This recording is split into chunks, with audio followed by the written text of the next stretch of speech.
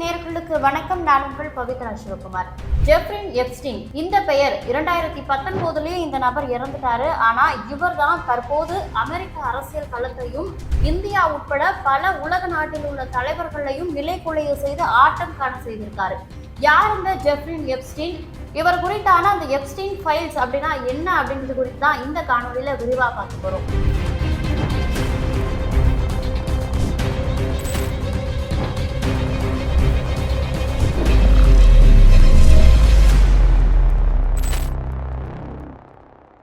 லொகேஷன்ல flats வாங்கி ஸ்மார்ட்டா invest பண்ணணும்னு நினைக்கிறீங்களா? அப்படின்னா உங்களுக்கு பெஸ்ட் ஆப்ஷன் ராகாவின் MSK மெகா சிட்டி தான். தக்கோலம் அருகிலப்பாடியில் இருக்கும் இந்த பிளாட்ஸ் 600 ஸ்கொயர் ஃபீட்டே வெறும் 4 லட்சத்துல இருந்து தொடங்கலாம். CMDA அண்ட் ரெடா அப்ரூவ் பெற்ற இந்த பிளாட்ஸ்க்கு மிக அருகாமையிலேயே Thakkolam railway station, express highway, national ஹைவேன்னு எல்லா வசதியுமே இருக்கு.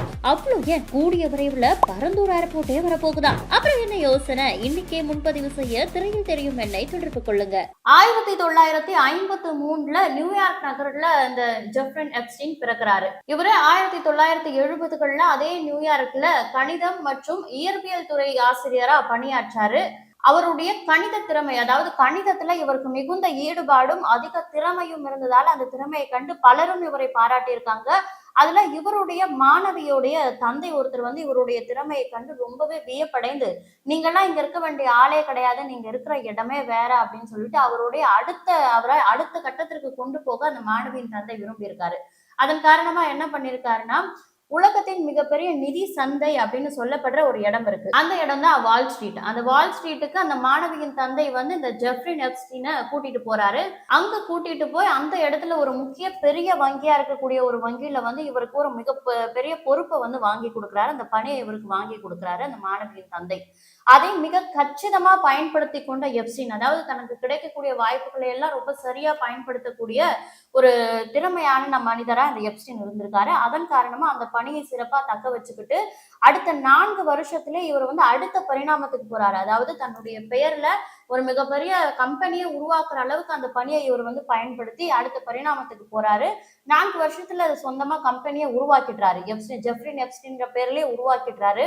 அதை தொடர்ந்து அமெரிக்காவில அதிகப்படியான லாபத்தை ஈட்டும் ஒரு கம்பெனியா அந்த கம்பெனியை உருவாக்குறது மூலமா அமெரிக்காவில் இருக்கக்கூடிய மிக உயரிய பணக்காரர்களோட கண்ணுக்கெல்லாம் அந்த ஜெஃப்ரின் எப்ஸ்டீன் படுறாரு. ஏன்னா அதிக அளவுல பணப்புழக்கம் இருக்கக்கூடியவராகவும் லாபம் ஈட்டக்கூடியவராகவும் இருக்கிறதுனால, மிக குறுகிய காலத்துல வளர்ந்து வந்த ஒரு பிசினஸ் மேனா இருக்கிறதுனால அமெரிக்காவில் இருக்கக்கூடிய முக்கிய தலைவர்கள் மற்றும் செலிபிரிட்டிஸ், பிசினஸ் மேனோட கண்ணிலலாம் எப்ஸ்டீன் அவர்கள் படுறாரு. இதன் மூலமா அவருக்கு நிறைய செலிபிரிட்டிஸ் மற்றும் தலைவர்களுடைய பழகக்கூடிய வாய்ப்புகள் கிடைக்குது. இப்போ ஒரு நபர் கீழ்மட்டத்தில இருந்து மேல் நோக்கி வளர்ந்து போக போக அவருடைய நட்பு வட்டாரமும் அதற்கேற்றாற் போல மாறும்ல. அது போல இவர் ஆசிரியரா இருக்கும் பொழுது எப்படி அந்த மாணவியோட தந்தை அது போன்ற அவரோட நட்பு வட்டாரங்கள் இருந்ததோ, அங்கிருந்து இவர் முன்னேறி அடுத்த பரிணாமத்திற்கு போகும் பொழுது ஒரு பணக்கார லிஸ்ட்ல இவர் சேரும் பொழுது பணக்கார அதிபர்களாக இருக்கட்டும், தலைவர்கள், செலிபிரிட்டிஸ், நடிகைகள் சொல்லிட்டு இவருடைய நட்பு வட்டாரம் மாற தொடங்குது. இதை அவர் சரியா பயன்படுத்திக்கிட்டு என்ன பண்றாரு அப்படின்னா, அதே ஊர்ல ஒரு தீவை விலைக்கு வாங்குறாரு. அந்த தீவை விலைக்கு வாங்குறாரு எதற்காக அப்படின்னு பாத்தீங்கன்னா, இவர் கூட பழகக்கூடிய அந்த நட்பு வட்டாரங்களா இருக்கக்கூடிய அந்த தலைவர்களாகட்டும், செலிபிரிட்டிஸ், நடிகைகளுக்கெல்லாம் ஏதோ ஒரு பாலியல் தேவை இருக்கிறதை இவர் புரிஞ்சுக்கிட்டு அந்த பாலியல் தேவையை தீர்த்து வைப்பதற்காக அந்த தீவை வாங்கி அங்க அந்த தலைவர்களையும் செலிபிரிட்டிஸையும் ரொம்ப மகிழ்ச்சி படுத்தும் வேலையை இவர் பாக்குறாரு. நம்ம ஊர்ல இந்த புரோக்கர் மாமா சொல்லுவோம்ல, அது போன்ற வேலைகளை இந்த எப்ஸ்டீன் அவர்கள் செய்ய தொடங்குறாரு. அதுவும் சில நபர்களுக்கு, சில வக்ர புத்தி படைத்த நபர்களுக்கு அது தலைவர்களாகவே இருந்தா கூட அவங்களுக்கு பெண்களையும் தாண்டி இளம் வயதுல இருக்கக்கூடிய சிறுமிகளிடம் பாலியல் இச்சையில ஈடுபடுறது ரொம்ப பிடிச்சமான ஒரு விஷயமா இருக்கிறதுனால அதை புரிந்து கொண்ட இந்த எப்ஸ்டீன் அவர்கள் அதற்கு ஒரு முழு முயற்சியில ஈடுபட்டு 14 வயது 10 வயதிற்கு மேல இருக்கக்கூடிய சிறுமிகளை அந்த தலைவர்களுக்கு இரையாக்க பாக்குறாரு. அந்த தீவுல முதல்ல அமெரிக்காவில் இருக்கக்கூடிய தலைவர்களுடையும் செலிபிரிட்டிஸ் கூடயும் மட்டும் அவருடைய நட்புறவை வளர்த்து கொண்ட இந்த எப்ஸ்டீன் அவர்கள் அந்த நட்புறவை இன்னும் விரிவுபடுத்தணும் அப்படின்னு தொடங்கி அமெரிக்கா மட்டுமல்ல, அண்டை நாடுகள், பக்கத்து நாடுகள் சொல்லிட்டு உலகம் முழுக்க இருக்கக்கூடிய தலைவர்களோட ஒரு நட்புறவை ஏற்படுத்திக்கிட்டு அவங்களுடைய பாலியல் இச்சையும் அவருடைய தீவுல தீர்த்து வைப்பதற்கான ஒரு முயற்சியில ஈடுபடுறாரு. இது போல உலகம் முழுக்க இருந்து பல தலைவர்களும் நம்ம விரும்பி பார்க்கக்கூடிய பல செலிபிரிட்டிஸும் வந்து இந்த இச்சைக்குள்ள போய் விழுந்திருக்காங்க. எப்ஸ்டீனோட தீவுக்கு பல வாட்டி போயிருக்காங்க அப்படின்ற ஒரு தகவல் தான் இப்போ வந்திருக்கு. எப்ஸ்டீன் கூட உலகம் முழுக்க இருக்க தலைவர்கள் வந்து ரொம்ப விரும்பி பழக்கிறத, எதற்காக இந்த மனுஷன் கிட்ட இவ்வளவு பேர் நட்புறவா இருக்காங்க அப்படின்றத உலகத்தின் பல தலைவர்களும் வந்து பார்த்து உற்று நோக்க செய்யறாங்க. பல விதத்துல அவங்க சிந்திச்சு இதை தனக்கு சாதகமாகவும் பயன்படுத்திக்கிட்டு தான் சொல்லப்படுது. என்னன்னா, இவர் வந்து அந்த தலைவர்களோடய ரொம்ப நெருங்கிய தொடர்புல இருக்கிறதுனால அவங்களுக்கு தேவையான வேலைகள், இப்போ வந்து சக்தி திருமகன் அப்படின்னு சொல்லிட்டு விஜய் ஆண்டனியோட ஒரு படம் வந்திருக்கும். அதுல வந்து அவர் அதே கதாபாத்திரத்தில் நடிச்சிருப்பாரு. எப்படின்னா, சில அரசியல் தலைவர்களோட நெருக்கமான நட்பு வட்டாரத்துல இருந்து பலரிடம் வந்து கமிஷன் பெற்று அவங்க கிட்ட நடக்க வேண்டிய வேலை, அதாவது இப்போ ஒரு ஒப்பந்தத்துல அந்த மினிஸ்டரோ இல்ல முதல்வரோ சைன் பண்ணணும் அப்படின்னா அவங்க கிட்ட ரொம்ப நெருக்கமா இருந்து அவங்களால யாருக்கெல்லாம் வேலை ஆகணுமோ அவங்க கிட்ட, இப்போ மினிஸ்டர் கிட்ட நான் ஒரு சைன் வாங்கி கொடுக்குறேன், அதற்கு நீங்க எனக்கு 10 லட்சம் கொடுத்தா போதும் அப்படின்னு சொல்லிட்டு கமிஷன் பெற்று அந்த வேலையை முடித்து கொடுக்கக்கூடிய ஒரு கதாபாத்திரத்துல விஜய் ஆண்டனி நடிச்சிருப்பாரு. ஆனா விஜய் ஆண்டனி அந்த வாங்கிய கமிஷன் பணங்களை எல்லாம் எடுத்துட்டு போயிட்டு ஏழை எளிய மக்களுக்கு நல்ல விதத்துல செலவு செய்யக்கூடிய ஒரு கதாபாத்திரத்தில் நடிச்சிருப்பாரு. ஆனா நம்ம எப்ஸ்டீன் அது போன்று கிடையாது. இவரு அந்த மொத்த பணத்தையும் சேர்த்து வைத்து, அதாவது மற்ற நாடுகள்ல இருக்கவங்களும் சரி, அமெரிக்காவில இருக்கக்கூடிய பலருக்கும் வந்து இப்போ அங்க இருக்கக்கூடிய அதிபர்கிட்ட ஏதோ ஒரு சைன் வாங்கணும், ஏதோ ஒப்பந்தத்தை முடிக்கணும் கான்ட்ராக்ட்காரங்களுக்கு அப்படின்னா, நான் அதை முடிச்சு கொடுக்குறேன், அதுக்கு இவ்வளவு கமிஷன் கொடுங்க அப்படின்னு பலரிடமும் இவர் வந்து பணம் வாங்குறாரு. அந்த பணத்தை வைத்து இவர் ஒரு சொகுசு வாழ்க்கையை வாழ்றாரு. எப்படின்னா, இவருக்கு வந்து மசாஜ் பண்றது ரொம்ப பிடிக்கும். அதாவது பெண்களும் சரி, இளம் பெண்கள் சிறுமிகளிடம் வந்து மசாஜ் பண்ணிக்கிறது ரொம்ப பிடிக்கும். அப்படின்னா அதை சிறந்த முறையில் யாரு செய்யறாங்களோ அவங்களுக்கு நான் இவ்வளவு பணங்களை கொடுக்குறேன், கிட்டத்தட்ட நம்ம எண்ணி பார்க்க முடியாத அளவுக்கு நான் பணத்தை கொடுக்குறேன் அப்படின்னு சொல்லிட்டு ஒரு ஆசை வார்த்தை காட்டி அந்த பணத்தை கொடுத்து லக்ஸரியான வாழ்க்கை வாழக்கூடிய ஒரு நபரா வந்து இந்த எப்ஸ்டீன் இருந்திருக்காரு. இதை பார்த்து அமெரிக்காவில் இருக்கக்கூடிய பல தாய்மார்களும் கூட தங்களுடைய பிள்ளைகளை வந்து இது போன்ற எப்ஸ்டீனுக்கு வந்து சேவை செய்யறதுக்காக அனுப்பி வைத்திருக்காங்க, பணத்திற்காக மட்டுமே. இப்போ ஒரு வாட்டி எப்ஸ்டீனுக்கு பிடிச்ச மாதிரி நடந்துக்கிட்டாங்க அப்படின்னா அவங்களுக்கு வந்து அதோட அவங்களுக்கு லைஃப் டைம் செட்டில்மெண்ட் அப்படின்ற அளவுக்கு பணத்தை இந்த எப்ஸ்டீன் கொடுக்கிறவரா இருந்திருக்காரு. அதனால சில தாய்மார்களே வழிய வந்து எப்ஸ்டீன் கிட்ட தங்களுடைய பிள்ளைகளை அனுப்பக்கூடியவங்களா இருந்திருக்காங்க. இருந்தாலும் வலுக்கட்டாயமாக இவர் வந்து அந்த தீவுக்கு பல இளம் பெண்களை சிறுமிகளை அழைத்து வந்து வலுக்கட்டாயமாக அதிபர்களுக்கும் தலைவர்களுக்கும் செலிபிரிட்டிக்கும் வந்து இரையாக்கக்கூடிய விஷயத்தையும் தொடர்ந்து பண்ணிக்கிட்டே இருக்காரு. இது போன்ற அவருடைய தீவுக்கு வரக்கூடிய உலக நாடுகளில் இருக்கக்கூடிய பல தலைவர்கள், முக்கியமா அமெரிக்காவில் இருக்கக்கூடிய பணக்காரர்கள் தலைவர்களுடைய அந்தரங்க வீடியோக்களையும் இவர் வந்து எடுத்து வைக்கிறாரு. அது எதற்காக அப்படின்னா, எப்ஸ்டீனுக்கு எதிராக அவர்கள் திரும்பும் பொழுது அதை வைத்து அந்த தலைவர்களை பிளாக்மெயில் செய்வதற்காக இவர் முன்னெச்சரிக்கையா அந்த அந்தரங்க வீடியோக்களையும் எடுத்து வைத்திருக்காரு.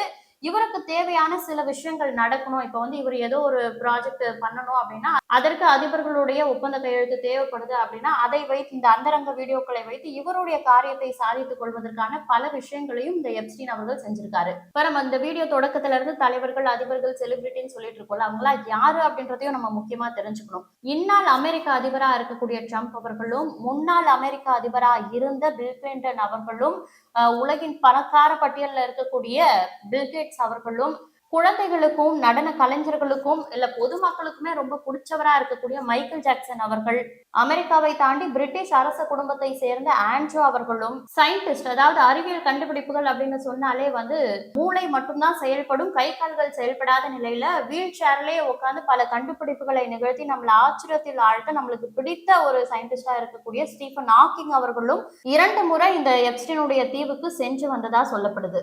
இப்படி உலக தலைவர்களை எல்லாம் சந்தோஷப்படுத்தி அதுல வர பணத்தை வைத்து தானும் சந்தோஷமா இருந்தாலும் இவருடைய பேராசையால ஒரு நாள் வந்து இவர் உலக தலைவர்களை எல்லாம் இது போன்ற அந்தரங்க வீடியோக்களை வைத்து பிளாக்மெயில் செய்வதன் மூலமா இவருடைய அந்த நட்பும் முறிய ஆரம்பிக்குது. அதனால இவருக்கு எதிராக இவர் கூட நெருங்கிய நட்பு வட்டாரத்துல அந்த தனித்தீவுல யாரெல்லாம் என்ஜாய் பண்ணாங்களோ அந்த தலைவர்களை இவருக்கு எதிராக திரும்ப ஆரம்பிக்கிறாங்க. அந்த சமயத்துலதான் இவர் மேல ஒரு புகாரும் எழுது. அது என்ன புகார் அப்படின்னா, இவருடைய அந்த தனி தீவுல இளம் பெண்கள் 14 வயது 10 வயதுக்குட்பட்ட பெண்கள்லாம் இருக்காங்க அப்படின்னு நம்ம சொல்லியிருந்தோம்ல, அந்த பெண்களுடைய தாய்மார்கள் பலரும் வந்து புளோரிடால இருக்கக்கூடிய காவல் நிலையத்துல புகார் அளிக்க ஆரம்பிக்கிறாங்க. எங்க பெண் வந்து அந்த தீவுக்கு கொண்டு செல்லப்பட்டாங்க, பாலியல் சீண்டல்ல ஈடுபடுத்தப்பட்டாங்க அப்படின்னு சொல்லிட்டு அந்த தாய்மார்களே வந்து புகார் அளிக்க ஆரம்பிக்கிறாங்க.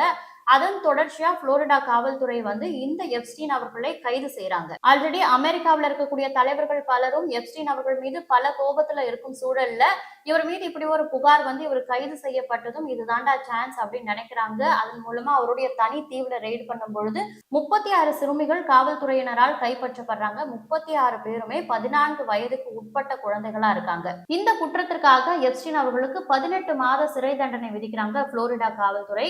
அந்த 18 மாதமும் இவருக்கு வந்து கடுங்காவல் தண்டனையா இருக்குமோ அப்படின்னு நம்ம நினைச்சிருப்போம். ஆனா அது கிடையாது. இவரு ஜெயிலே இருந்துகிட்டு வேலைக்கும் செல்லலாம், அலுவலகத்துக்கு போய் அவருடைய அலுவலக பணிகளையும் பார்க்கலாம் அப்படின்ற ஒரு நடைமுறையில தான் இவருக்கு வந்து அந்த தண்டனை வழங்கப்படுது. அப்படியே டெய்லி இவர் வந்து பணிக்கு போயிட்டு இரவு வந்து சிறைக்கு திரும்பக்கூடிய அந்த ஒரு வாழ்க்கையை வாழ்ந்துட்டு இருக்காரு.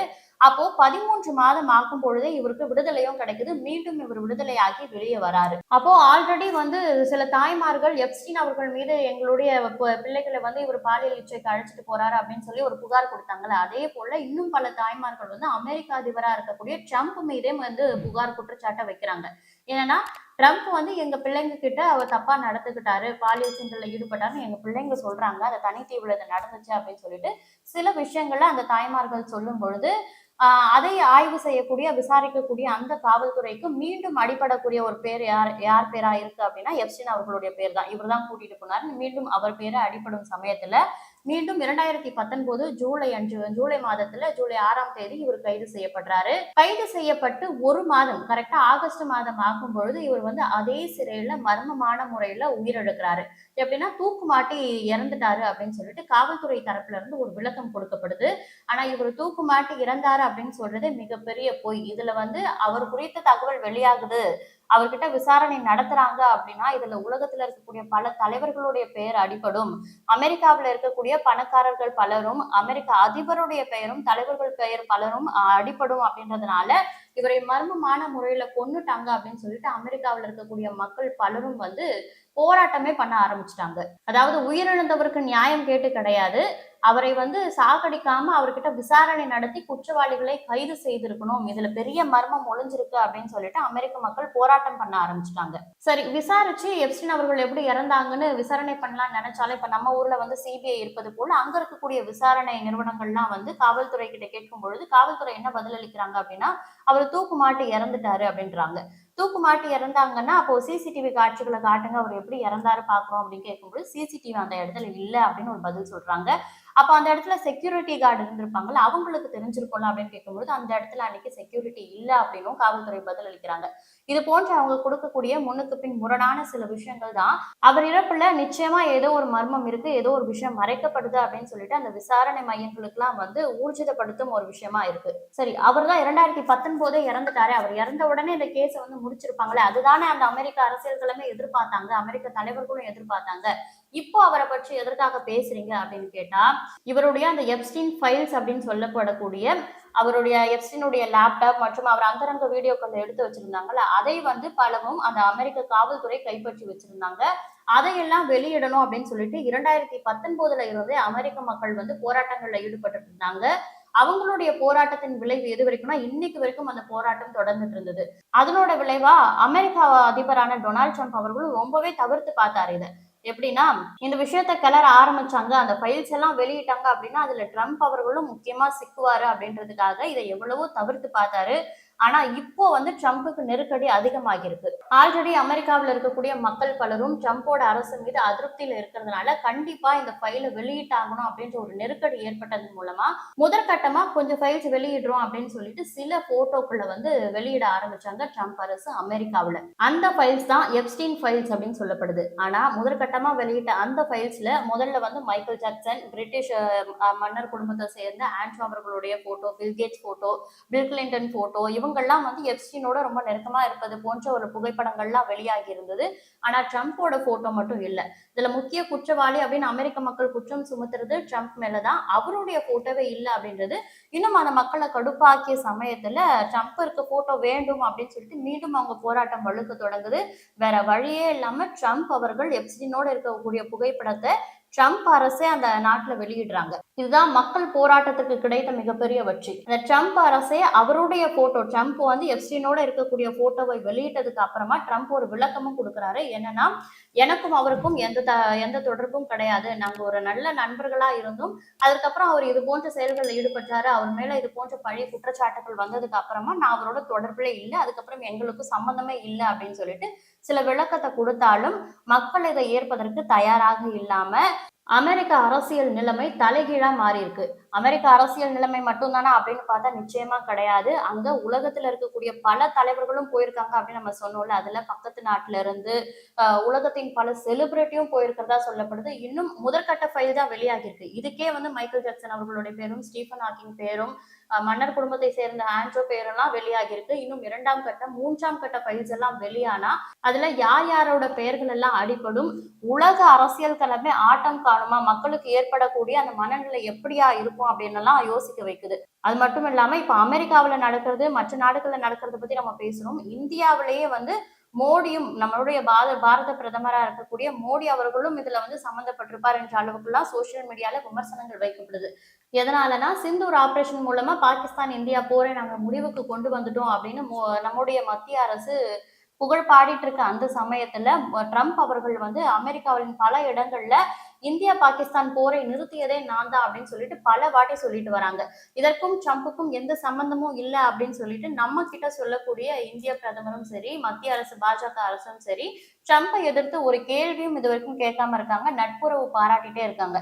இதுவும் பலருக்கும் இது வரைக்கும் சந்தேகத்தை எழுப்பிட்டு வந்த நிலையில ஏன் நம்ம நாட்டுல பேசக்கூடிய பிரதமர் ட்ரம்பை எதிர்த்து எதனால கேள்வி கேட்கல, நாங்க தான் போரை நிறுத்தணும், நீங்க எப்படி நிறுத்தி வைத்ததா சொல்லுவீங்க அப்படின்னு கேட்கல அப்படின்னு சொல்லிட்டு விமர்சனங்கள் எழுதிட்டு இருந்த சூழல்ல இதுக்கும் அதுதான் ஒரு காரணமா இருக்குமோ அப்படின்ற அளவுக்கு பேசுறாங்க. என்னன்னா ட்ரம்ப் போல மோடி அவர்களும் அந்த தனித்தீவுல மாட்டி இருப்பாரோ, அதனால ட்ரம்ப் என்ன செய்தாலும் என்ன சொன்னாலும் இவர் எதிர்த்து கேள்வி கேட்காம இருக்காரு அப்படின்ற அளவுக்கு சோசியல் மீடியால விமர்சனங்கள் வைக்கப்பட்டு இருக்கு.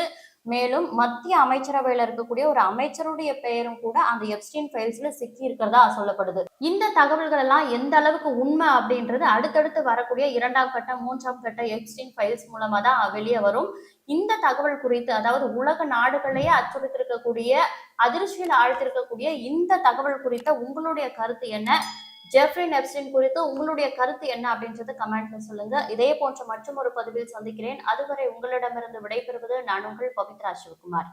பிரைம் லொகேஷன்ல பிளாட்ஸ் வாங்கி ஸ்மார்ட்டா இன்வெஸ்ட் பண்ணணும்னு நினைக்கிறீங்களா? அப்படின்னா உங்களுக்கு பெஸ்ட் ஆப்ஷன் ராகாவின் MSK மெகா சிட்டி தான். தக்கோலம் அருகிலப்பாடியில் இருக்கும் இந்த பிளாட்ஸ் 600 ஸ்கொயர் ஃபீட்டே வெறும் 4 லட்சத்துல இருந்து தொடங்கலாம். CMDA அண்ட் ரெரா அப்ரூவ் பெற்ற இந்த பிளாட்ஸ்க்கு மிக அருகாமையிலேயே Thakkolam railway station, express highway, national ஹைவேன்னு எல்லா வசதியுமே இருக்கு.